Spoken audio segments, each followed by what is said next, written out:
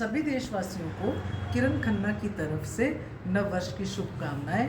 आप सभी इस नववर्ष में उन्नतिशील हों, विकासशील हों, प्रगतिशील हों और आपकी भगवान सभी मनोकामनाएं पूर्ण करें, ऐसी मैं परमात्मा से प्रार्थना करती हूँ। अभी मैं आपको ये बताना चाहती हूँ कि आज जो दिन शुरू हुआ है वो है विक्रमी संवत।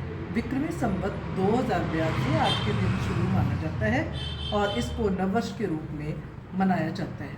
अभी इस संवत्सर की विशेषता, विक्रमी संवत कैसे शुरू हुआ और क्यों मनाया जाता है और इसके बारे में और क्या इसकी महत्ता है, ये मैं आपको विस्तार से बताऊंगी। और इसके लिए आपको मेरी वीडियो को आगे तक देखना पड़ेगा और विस्तार से मैं आपको ये समझाऊंगी कि ये नव संवत्सर जो है वो कितना ज़्यादा हमारे लिए महत्वपूर्ण है। तो चलिए आगे की वीडियो देखिए। चलिए अब हम इसे विस्तार से समझते हैं। 30 मार्च 2025 विक्रमी संवत 2082 शुरू हो रहा है।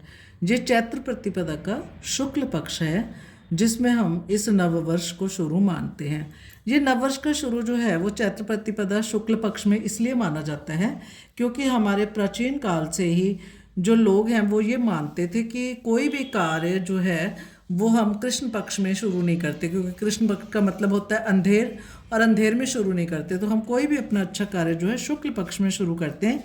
इसलिए अमावस्या की जो प्रतिपदा होती है उस दिन से हमने नववर्ष को शुरू किया है। तो चैत्र मास चाहे पूर्णिमा को शुरू हो जाता है, लेकिन जो नववर्ष है वो शुक्ल पक्ष के कारण इस दिन शुरू किया जाता है। तो इसी दिन नवरात्र भी आरंभ माना जाता है। इस दिन से नवरात्र का आरंभ भी कर लिया जाता है और हम जानते हैं कि नवरात्र के दिन दुर्गा पूजा के हम 9 दिन मनाते हैं और इसी दिन रामनवमी इसी तरह आ जाती है 9वें दिन। तो उस दिन भगवान राम जी का जन्म हुआ था।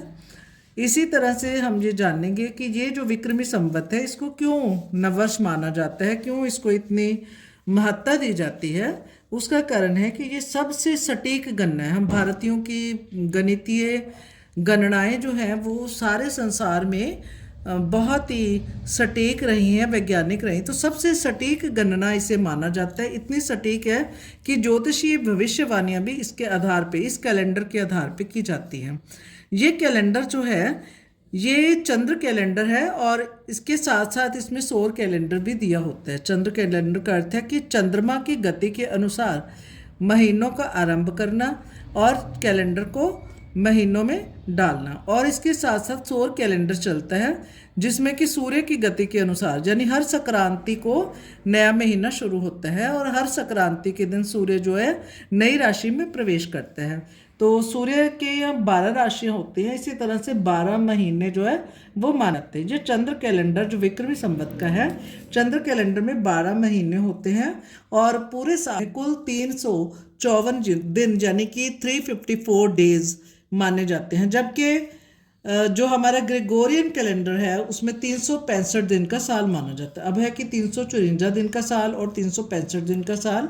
इसके लिए इस 3 साल बाद एक महीना यानी कि पूरे 29-30 दिन का एक महीना जो बढ़ा दिया जाता है और उसको अधिक मास बोला जाता है।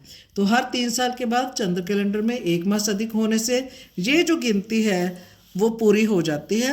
इस तरह से इस कैलेंडर को माना जाता है। इसमें 2 पक्ष होते हैं, एक पक्ष होता है कृष्ण पक्ष और एक होता है शुक्ल पक्ष। ये 15-15 दिन का माना जाता है। पक्ष का अर्थ ही 15 दिन होता है। 15 दिन के पखवाड़े को पक्ष कहा जाता है। तो शुक्ल पक्ष वो पक्ष होता है जो अमावस्या के बाद से शुरू होता है। आपने देखा होगा कि अमावस्या के बाद चंद्रमा जब निकलता है तो वो अभी सूर्य छुपा ही होता है या अभी पूरा दिन होता है जब चंद्रमा निकल जाता है। तो इसलिए इसको शुक्ल पक्ष कहा जाता है, क्योंकि जो चांदनी रातें होती हैं चंद्रमा बहुत जल्दी निकल आता है। लेकिन इसके उल्टे जब कृष्ण पक्ष शुरू होता है तो चंद्रमा जो है देर से निकलता है और 50-50 मिनट हर दिन वो देरी से आता है। इसी तरह से इसमें हम ये देखेंगे कि कौन से जो महीने हैं वो इस देसी महीने होते हैं जो इस कैलेंडर में माने जाते हैं। तो पहला है चैत्र, जहाँ से हम कैलेंडर को शुरू करते हैं।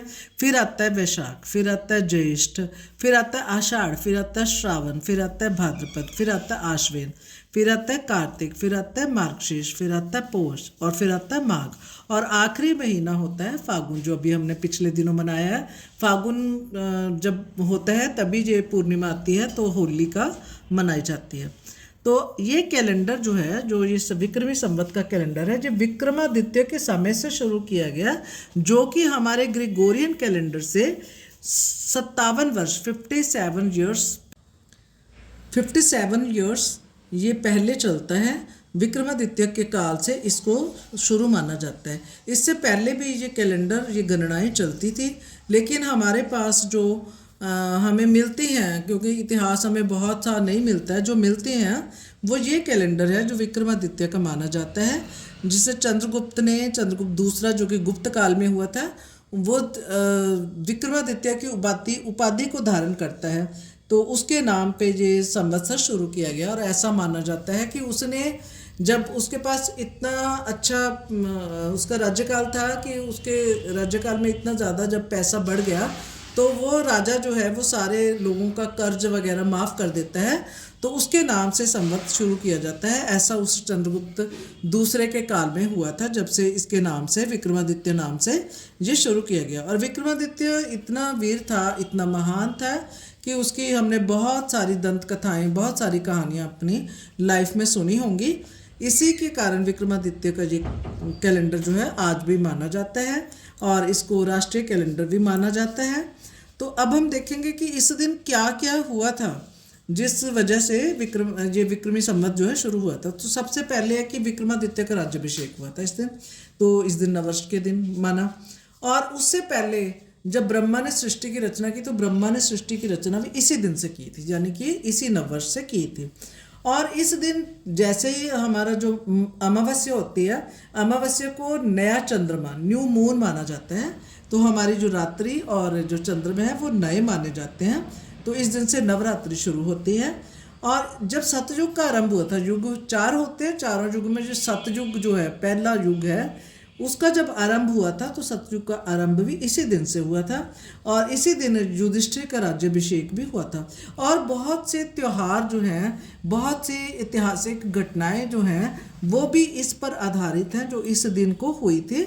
उससे इस दिन को एक विशेष दिन के रूप में भारत में मनाया जाता है।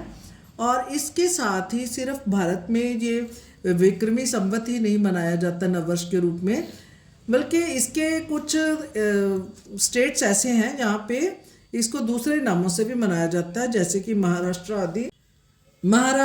आदि प्रांतों में इसको गुड़ी पाड़वा के नाम से मनाया जाता है। तमिलनाडु और उसके साथ कुछ स्टेट्स में इसको उगादी नाम से मनाया जाता है और पंजाब में इसको वैसाखी के रूप में मनाया जाता है। और जैसे कि मैंने अभी बताया था कि जो कैलेंडर है वो सौर कैलेंडर भी है और सौर कैलेंडर में संक्रांति से महीने की शुरुआत मानी जाती है। तो इसके बाद जो शुरुआत होने वाला महीना होता है वो वैशाख का होता है और संक्रांति से वैशाखी का आरंभ होता है, जिसे पंजाब में मनाया जाता है। और इसी दिन कनक की जो फसल पक चुकी होती है उसको काटने का विधान जो है, रिवाज जो है, वो भी इसी दिन से है। तो अब मैं आपको ये बताना चाहूँगी कि इस दिन सिर्फ यही सब नहीं हुआ था, इस दिन क्या क्या नया होता है, नए साल का आरंभ होता है तो हमारे पास क्या क्या नया होता है। तो सबसे पहले जैसे कि अमावस्या के दिन को न्यू मून कहा जाता है, अर्थात उस दिन चंद्रमा जो है नया होता है और नए साल में शुरू होने वाली जो रात्रियां हैं वो भी नई होती हैं, इसलिए उनको नवरात्रि कहा जाता है। नवरात्रियों को भी नवरात्रि कहा जाएगा और नई रात्रि को भी नवरात्रि कहा जाएगा। तो जब ये रात्रियां नई हो जाती हैं तो दिन भी नए होते हैं। वैसे भी हम जानते हैं कि 15 दिन के बाद ही, करीब 12-15 दिन के बाद जो है वैशाख महीना शुरू होता है, तो तब सूर्य भी नया हो जाता है क्योंकि वो नई राशि में प्रवेश करता है। तो दिन भी इस वर्ष में, मतलब जब भी वर्ष शुरू होता है तो नए हो जाते हैं। और हवा की जो है दिशा वजह, कभी उत्तर से चलती है, कभी पूर्व से चलती है, कभी पश्चिम से चलती है, तो उसकी दिशा भी जो है वो चेंज हो जाती है, तो हवा भी नई मानी जाती है। फिर अब हम देखते हैं कि जब इतना कुछ नया होता है तो प्रकृति जो है उसमें भी बहुत कुछ नया हो जाता है। आप पशु पंछियों को देखिए, तो पंछी जो है अपना घर बनाना शुरू कर देते हैं, उनके नए नए बच्चों के पर जो हैं वो आना शुरू हो जाते हैं, वो अपने पर तोलते हैं उड़ने के लिए, उड़ान भरने के लिए, वो नए छोटे छोटे बच्चे होते हैं। इसी तरह से जो पेड़ हैं, पेड़ों के ऊपर भी फल या फूल आ जाते हैं। अभी हम देखते हैं कि जैसे वो फलदार पेड़ जो है उन पे नींबू का है या आम का है, जो भी ये पेड़ हम अपने आसपास देखते हैं उन पे बड़े अच्छे फूल आए हुए हैं, वो बुरा गए, उन पे बूर आई हुई अच्छे से। और इसके साथ ही कृषि क्षेत्र में देखिए तो कृषि का चक्र भी पूरा हो जाता है। और नए साल में जो है अभी हम जानते हैं कि सरसों जो है वो पक के तकरीबन नई आ चुकी है घरों में, और जो धान की फसल है वो भी घर में आने वाली है। जैसे कि मैंने बताया कि पंजाब में बैसाखी से शुरू करते हैं, तो वो भी नए साल में नई फसल जो है घर में आ जाती है।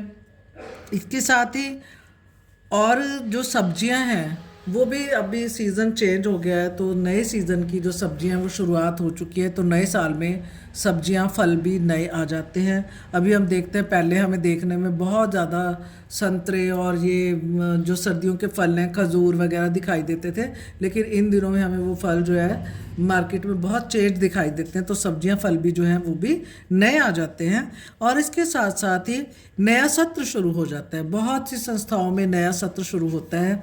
तो अब हम शैक्षणिक संस्था की बात करते हैं, तो शिक्षण संस्थाओं में नया सत्र जो है 1 अप्रैल से शुरू हो जाता है। बच्चों के रिजल्ट आ जाते हैं, उनकी नई कक्षाएं शुरू हो जाती हैं, उन्हें नई किताबें मिल जाती हैं, नई यूनिफॉर्म मिल जाती है, वो नई कक्षाओं में बैठते हैं, उनके लिए सब कुछ नया नया हो जाता है। इसके साथ ही जैसे शिक्षा में होता है ऐसे ही बैंकों में भी हम जानते हैं कि 31 मार्च को लास्ट वर्किंग डेज होते हैं उनके, उसके बाद उनका भी नया सत्र शुरू हो जाता है। इसी तरह अन्य और भी संस्थाओं में नए सत्र की शुरुआत जो है वो इस दिन से मानी जाती है, विक्रमी संवत से, या ये वैशाखी के दिन से इसको शुरू माना जाता है, जो सूर्य कैलेंडर को मानते हैं। ये विक्रमी संवत जो है चंद्र कैलेंडर के हिसाब से चलता है, और चंद्रमा की जो तिथियां होती हैं, जो दिन होते हैं, जैसे 1 2 3 जो हमारी हम कहते हैं कि आज कौन सा दिन है, कौन सी आज, जैसे हम डेट 1 2 से शुरू करते हैं तो चंद्र कैलेंडर में इन तिथियों को इन डेट्स को तिथि कहते हैं। और ये तिथियां जो हैं एकम दूज तीज इस तरह से गिनी जाती हैं, और ये 1 से 15 तक होती हैं एक पक्ष में, यानी कि शुक्ल पक्ष में 15 हो गई तो शुक्ल पक्ष के बाद जो अमावस्या आ जाती है, और अमावस्या के बाद एकम दूज करके 15 तिथियां हो जाती हैं, तो पूर्णिमा जो है वो आ जाती है। इस तरह से एक महीना पूरा हो जाता है। और अब इसके साथ ही चैत्र मास में बसंत ऋतु का आरंभ होता है। चैत्र और वैशाख 2 महीने बसंत ऋतु होती है, तो इस समय ऋतु भी नई होती है। और इसके साथ मैं ये भी आपको बताना चाहूँगी कि कोई भी जब हम त्यौहार या पर्व मनाते हैं तो उससे संबंधित झंडा लहराने की परंपरा भी हमारी है। तो नववर्ष में भी झंडा जो है घर के छत पे चढ़ाया जाता है, लहराया जाता है केसरी झंडा। तो नववर्ष का स्वागत करते हुए झंडा लहराने की परंपरा है। इसी तरह से हमारे नववर्ष में सारी चीज़ें हमें नई नई दिखाई देती हैं। इन महीनों को पंजाबी में लोग जो है वो प्रैक्टिस करते हैं कि कैसे बोला जाता है। तो मैं आपको बताती हूँ कि देसी महीने जो है वो पंजाबी में कैसे बोलते हैं। चेत वैशाख जेठ हाड़ सोन भादों असू कत्ते मगर पो माघ फग्गन। तो ये कैलेंडर का है। और अब अंत में मैं आपको इस नववर्ष पर शुभकामनाएं देती हूँ।